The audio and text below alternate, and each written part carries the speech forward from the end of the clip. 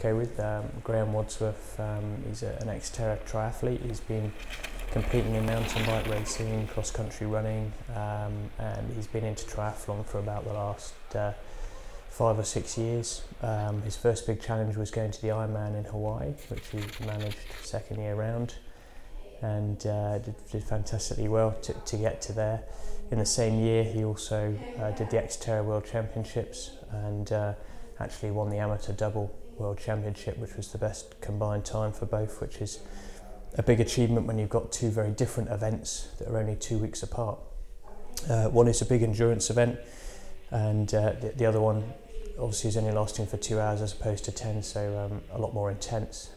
So a hell of an achievement. Since then, he's been more focused on his Xterra, and we've had to change the way that he's trained. We've had to build a lot more power, a lot more speed.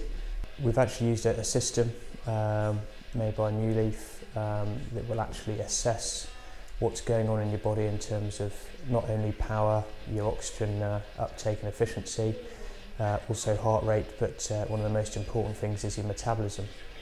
And from the actual test, we can tell whether somebody is using fats or sugars as an energy source.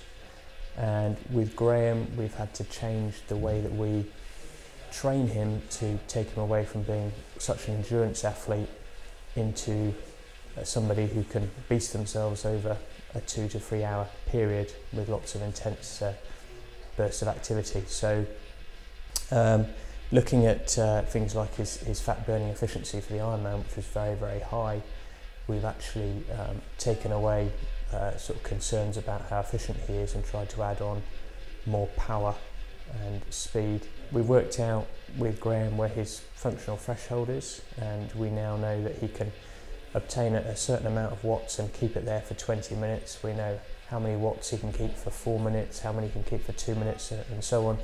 And so we're able to go out and actually train at those intensities using power meters on his bike. So we've got a true indication of what his work rate really is. Another thing that he's been focusing on as well is his running. He's a good runner, always has been, but he's had to up his pace, and at the end of the season he was probably doing about a 36-37 minute 10k. After the last 6 weeks of training, he's now down to 34 minutes, which gives him a great boost going into some of this deeper winter training. And if he can come off the bike feeling fresher and stronger and then run down people on some of these very, very steep runs, then he stands a real good chance of doing even better.